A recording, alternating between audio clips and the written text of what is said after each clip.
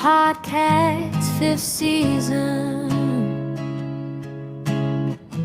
Books amplify the mind. Tune in to free your soul's time. Make this your space, open unafraid. Healing is portrayed. Oh, Jackson, your host and fame. Together we put each other back together as one. Ooh. Together we put each other back together as one. Ooh. Together as one. Ooh. Together we put each other back together as one.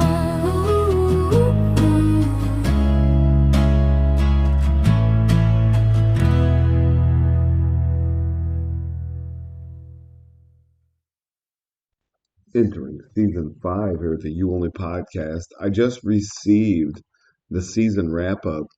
What a great year. Thank you, everybody and everyone out there. We are the top 5 show for 3,000 fans. We are the number 1 show for 728 people in the world. Thank you, everybody. That means a lot to me. So that means this podcast is actually doing what I wanted it to do. It's helping someone. If it was just one person, that's all I wanted to do. Today, I'm going to be talking about the anatomy of violence. It's a book on neuroscience, dopamine, neurochemistry, all the great stuff that I love to talk about. Adrian Raine was born in 1954 in Darlington, England. He studied psychology at Oxford and later earned his doctorate before becoming a professor at the University of Pennsylvania, holding the chair of criminology, psychology, and psychiatry. He spent 4 years working as a prison psychologist in a high security prison. That experience, seeing firsthand people who committed horrendous violence, changed him. And I think that anyone seeing horrendous violence that would change them. He abandoned his early career as an airline accountant. More than 3 decades, he has tried to answer the deepest question: why do some people, even those born into seemingly normal or caring environment, commit violent crime? Is there a criminal brain? A biochemical predisposition? Perfect prediction by any means, but yet we're getting some information, added value over social and behavioral predictors about who's going to become a violent offender, whether it's poor functioning in the frontal region of the brain or a low resting heart rate, or the fact that they had birth complications early in life which damaged the brain, or the mother smoked or drank during pregnancy. These are all factors, biological factors, that are combining with social factors to give us a better understanding of the causes of crime. And once we can understand the early factors that go to shape violence and crime, we are going to be in a much better position to be able to predict it in the future. And brain imaging research is right now giving us information, again, over and above the usual predictors of which individuals are going to commit a violent offense in the next 3 to 4 years. In the anatomy of violence, he argues, yes, that biology, environment, and neurochemistry can combine to create what many would simply call evil. And I think that's a pretty logical explanation. Raine's work is controversial because it challenges a cornerstone of many beliefs, and his work actually incorporates so many different pathways to why he thinks this stuff that he's thinking. And it's funny because I have had so many of the same thoughts. Once I read the book, I have had the same exact thoughts that this doctor wrote about in this book. So I believe that if multiple people, not saying that that's always true because they can run, analysis on data and prove that just because a group of people get together and have similar thoughts, they're not always right. Thank you guys for listening to the You Only podcast. And hopefully you'll check out this book because it has a lot to offer and it explains so much.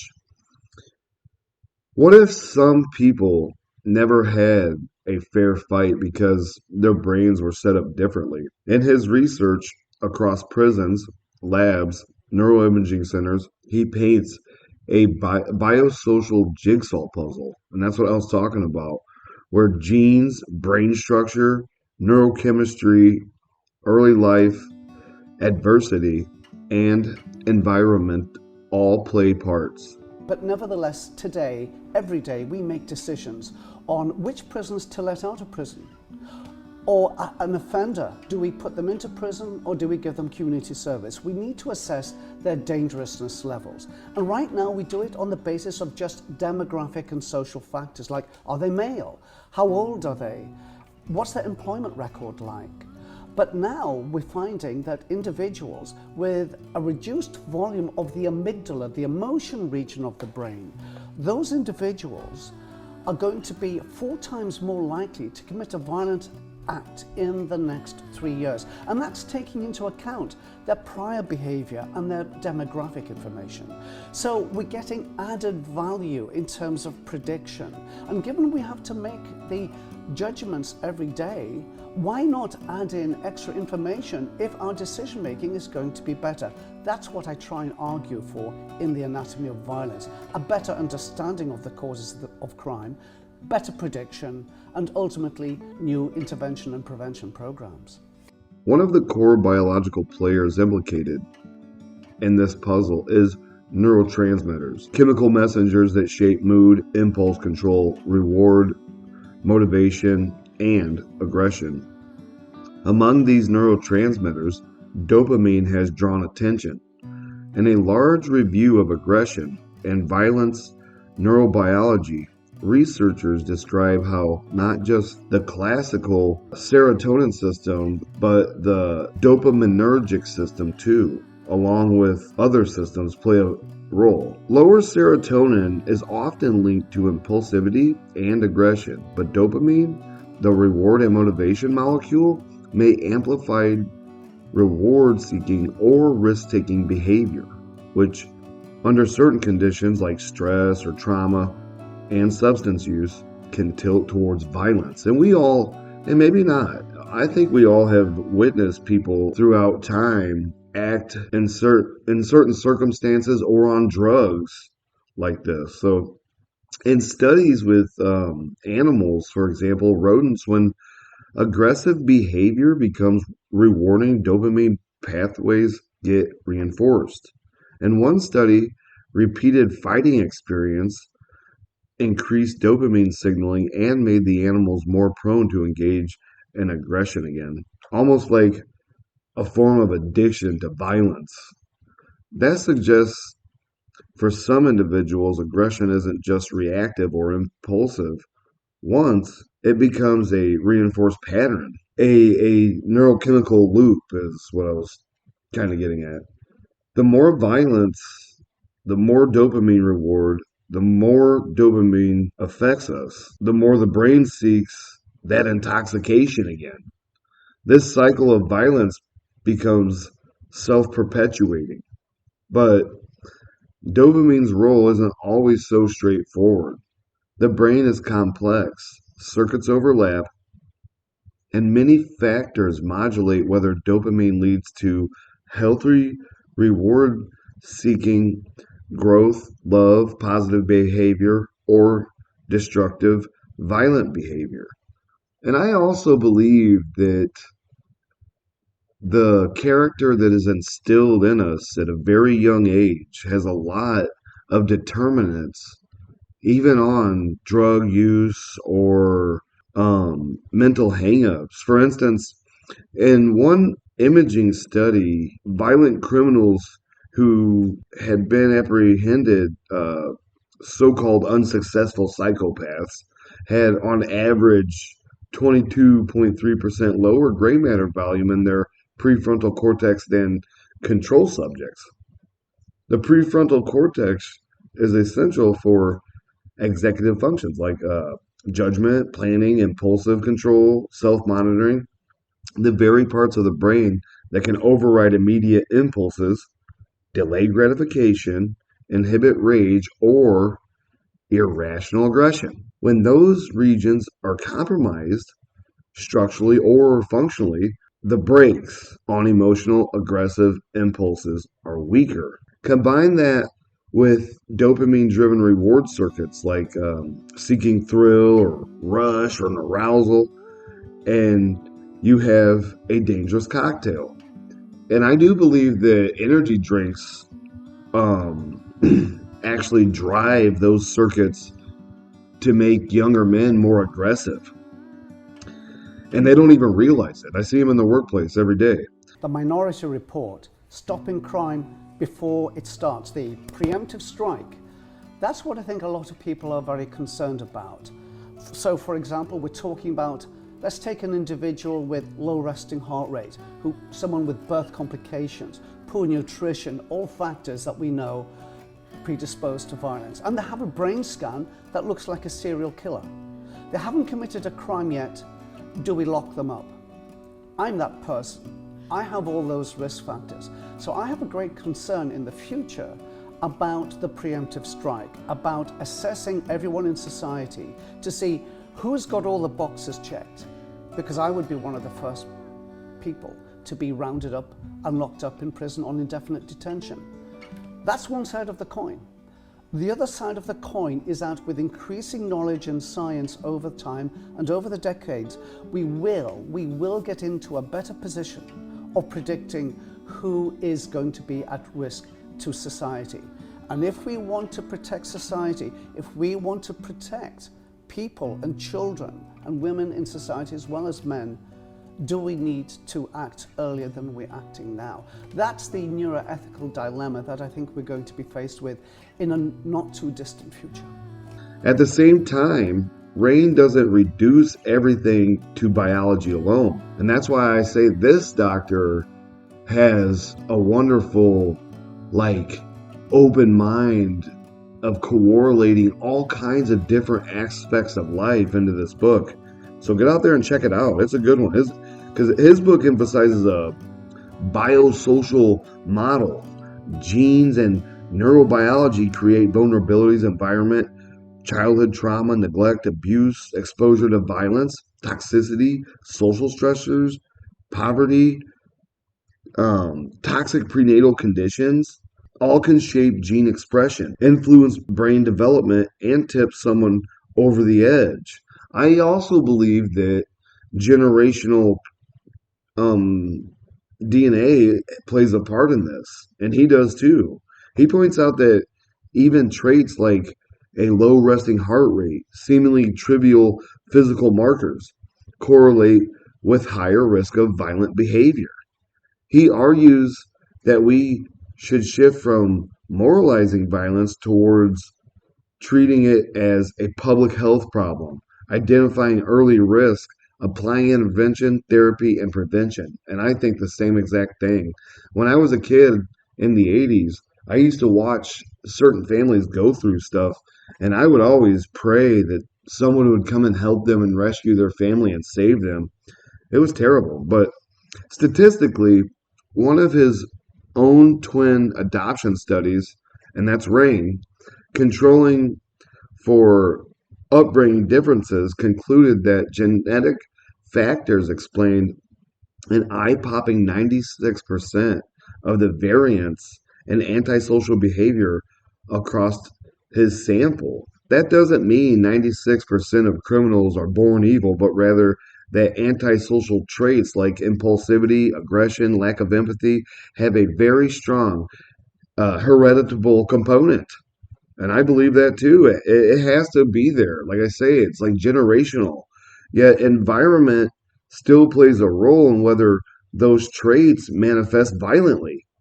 And environment plays a role in almost all kinds of situations, even Christmas. Being in an environment that reminds you of a terrible time, well, of course, people relive that stuff and it makes them emotionally unstable and mentally ill. When we turn towards dopamine specifically, neuroscience literature shows that dopaminergic circuits, especially those in the limbic system, basal ganglia, and other areas, mediate not just pleasure but motivational salience, reward seeking, risk taking, reinforcement learning, and aggressive and violent subtypes, particularly when violence becomes rewarding, like adrenaline dominance, power thrill. Dopamine can amplify the salience of violent acts, reinforcing repeated behavior. In practical terms, a person with a vulnerable brain, the prefrontal underdevelopment, or or if they have like a dysfunction in that area, raised in trauma, or if they were neglected, or if they were exposed to violence, stress, perhaps substance abuse, may have that biology further shaped by their environment, such that dopamine driven impulsivity plus low inhibitory control plus social stress equal a dangerously high risk for violence. And that has to be true. And that is a real formula that I came up with. And I do believe that. Because once I read this book, I have seen violence at the beginning of my life like you wouldn't believe.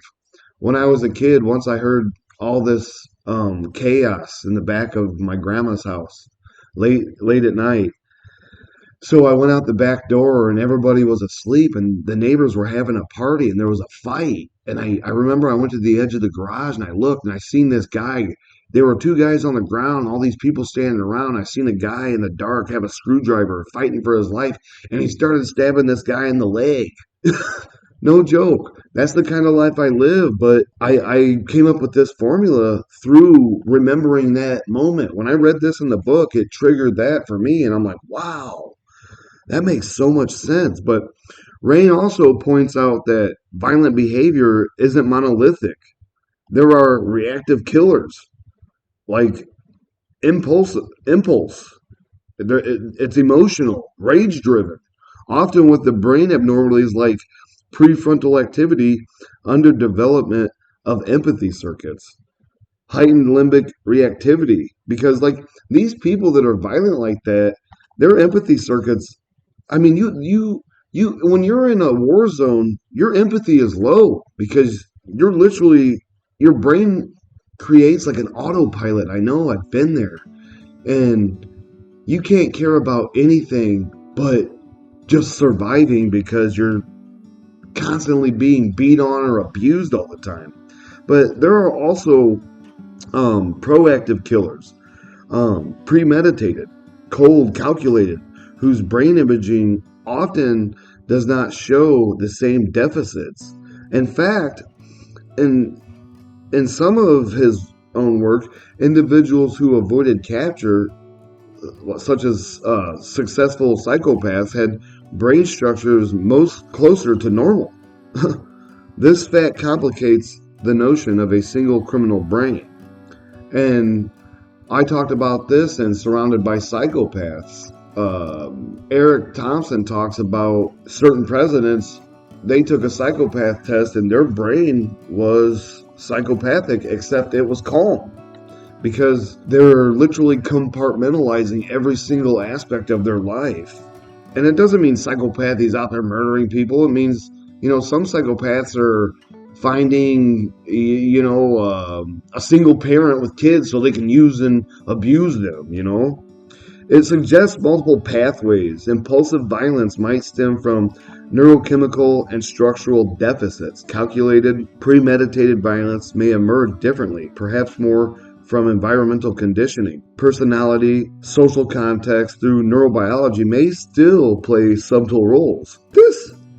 All this raises uncomfortable ethical, social, and moral questions. And that's what I gathered from reading this. If biology predispositions makes some people violent, if neurochemistry and brain wiring play a major role, do they truly have free will? Should they be punished like others or treated like patients with therapy and given, sympathy? Or should we have interventions? or early preventions. Raine argues for a public health approach. Identify risk early. Intervene, whether through better prenatal care, childhood nutrition, trauma informed support, mental health resources.